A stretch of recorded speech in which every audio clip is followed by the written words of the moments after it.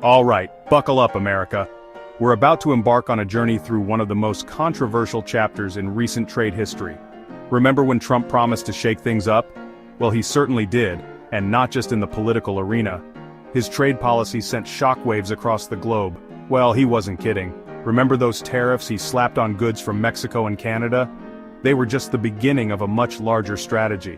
That's what we're diving into, the good, the bad, and the downright ugly side of these trade tussles. Trump's main argument?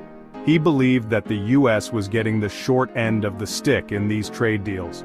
He claimed these countries were taking advantage of the US in trade deals. According to him, it was time to level the playing field and make sure America got a fair deal.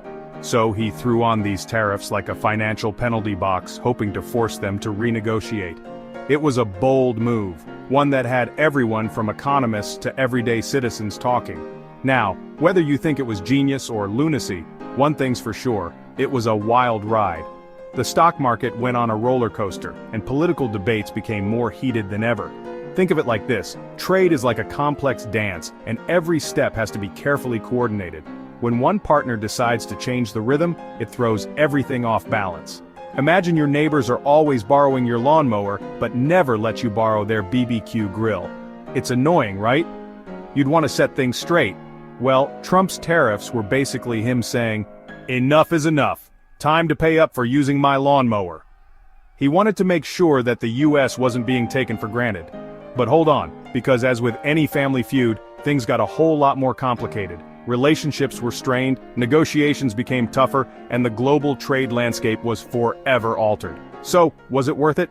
That's the million-dollar question. First up, let's head south of the border. Mexico, our amigos, trading partners, and sometimes the butt of Trump's jokes, felt the heat from these tariffs. Their economy, heavily reliant on exports to the US, took a hit. Imagine you're a Mexican farmer growing avocados. You've been selling your delicious green gold to the US for years. Suddenly, BAM! Tariffs! Now your avocados are more expensive in American stores, so people buy fewer. Your income shrinks, and you might even have to lay off workers. That's a simplified example, but it shows how tariffs can trickle down and hurt everyday folks. And it wasn't just avocados. Mexican-made cars, auto parts, and electronics also got caught in the crossfire. Next stop, our friendly neighbors to the north, Canada. They're like that polite friend who never causes trouble but somehow gets dragged into the drama. Trump's tariffs on Canadian steel and aluminum really ruffled some feathers. Canada's a big player in these industries, and those tariffs stung their economy too. Think about Canadian companies supplying steel for American cars. Suddenly, their costs go up, making them less competitive. Jobs were lost, businesses struggled, and it caused a whole lot of tension between the two countries. The situation felt a bit like a snowball fight between friends that escalated way too far. Someone threw the first snowball, tariffs, and before you know it, everyone's pelting each other with ice. Now back on home turf. Did these tariffs make America great again like Trump promised? Well, it's complicated. Some industries and workers actually benefited. For example, American steel mills saw a surge in demand because those imported Canadian and Mexican options were now more expensive. This led to more jobs and production, a win for those workers and communities. But hold your horses. There's always another side to the coin. Remember those avocados? Well, American consumers ended up paying more for them and pretty much everything else hit by tariffs. So, while some folks celebrated, others felt like they were getting nickel and dimed at the checkout counter. Let's talk about you, the average Joe or Jane American. Did you even notice these tariffs? Oh, you betcha. Remember that shiny new TV you were eyeing? Or that new car smell you were craving? Those tariffs likely made them pricier. Why? Because those imported parts and components suddenly cost more. And guess who ends up footing the bill? You, my friend. Yep, those tariffs get passed down like an awkward family heirloom, eventually landing in your lap as higher prices. And here's the kicker. Those tariffs also raise costs for American businesses that rely on imported materials. This made them less competitive globally, hurting their bottom line and potentially leading to job losses. Talk about a lose-lose situation. Section 6. History repeats itself, echoes of tariffs past. You know what they say, history has a funny way of repeating itself. And when it comes to tariffs, well, it seems we never quite learn our lesson. Tariffs have been around for centuries, often used as a weapon in economic battles between countries. Remember the Great Depression? Yeah, that global economic meltdown? Well, some historians argue that protectionist tariffs like the infamous Smoot-Hawley Tariff Act of 1930 actually made things worse by stifling global trade and deepening the economic crisis. The lesson here? Tariffs can have unintended consequences, often hurting the very people they're supposed to help. It's like trying to put out a fire with gasoline, not the smartest move. Section 7. Beyond the bottom line, trade wars and broken friendships. This chapter delves into the intricate web of international trade and the often unseen consequences that arise when countries clash over tariffs and trade policies. But hey, it's not just about money, right? These trade disputes ripple through economies, affecting businesses, workers, and even consumers in ways that aren't immediately obvious. These trade spats have consequences that go way beyond dollars and cents. Factories may shut down, workers might lose their jobs, and entire communities can be left in economic despair. When countries start slapping tariffs on each other, it creates tension. This tension isn't just felt in boardrooms or government offices, it trickles down to the everyday lives of people who depend on stable trade relationships. Trust erodes, friendships fray, and diplomacy takes a hit. Diplomatic relations that took years to build can be damaged in a matter of months or even weeks. Think about it, Canada and Mexico are our neighbors, our allies. These are countries with which we share not just borders, but also deep economic and cultural ties. We share a continent, for crying out loud. Our economies are intertwined and our people have built relationships that span generations. We rely on each other for trade, security, and countless other things. From the food on our tables to the cars we drive, so much of what we take for granted is the result of these international partnerships.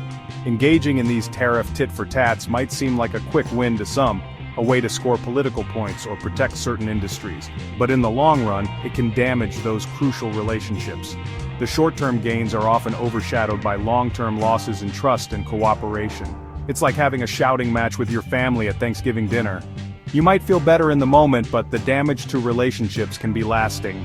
Sure, you might get to vent your frustrations and maybe even make a point, but it creates a whole lot of awkwardness and resentment that lingers long after the pumpkin pie is gone. The same goes for international trade disputes. The fallout can last for years, affecting not just economies, but the very fabric of international relations. Section 8. Can we all just get along? Seeking trade truce. So, with all this drama unfolding, you might be wondering, is there a happy ending to this trade war saga? Well, after months of negotiations, threats, and Twitter tirades, the US, Mexico, and Canada finally reached a new trade deal in 2020, replacing the old NAFTA agreement. This new deal, called the USMCA, catchy, right? Addressed some of the issues that triggered the tariffs in the first place. It included provisions on labor standards, digital trade, and even some environmental protections. Was it a perfect deal? Maybe not. But it did provide some much-needed stability and predictability for businesses and workers on all sides. Sometimes diplomacy, even the messy kind, can prevail. Section 9. The future of free-ish trade. What happens next? Now, where do we go from here? The landscape of global trade is more complex than ever, with numerous factors influencing the direction we take. From political decisions to economic pressures, every move we make has far-reaching consequences. The Trump-era tariffs might be a thing of the past, but the debate about free trade, globalization, and the role of tariffs in the global economy rages on. These tariffs were initially introduced to protect domestic industries, but their long-term impact is still a topic of heated discussion. Some argue that tariffs are a necessary tool to protect domestic industries and jobs, ensuring fair competition on a global scale. They believe that without these protective measures, local businesses would struggle to compete against international giants, leading to job losses and economic decline. Others believe they're a blunt instrument that ultimately harms consumers and hinders economic growth. They argue that tariffs lead to higher prices for everyday goods, making life more expensive for the average person and stifling innovation and efficiency in the market. The truth, as always, lies somewhere in the messy middle. It's not just about choosing sides but understanding the nuances and complexities of global trade. Each policy decision has its pros and cons, and the challenge is to find a balance that maximizes benefits while minimizing drawbacks. Finding the right balance between protecting our own interests and fostering international cooperation is an ongoing challenge, one that requires careful consideration and a healthy dose of pragmatism. Policymakers must weigh the immediate benefits against the long-term impacts, considering both domestic and international perspectives. Because hey, in a globalized world, we're all connected, whether we like it or not. Our economies, cultures, and lives are intertwined in ways that make isolation impossible.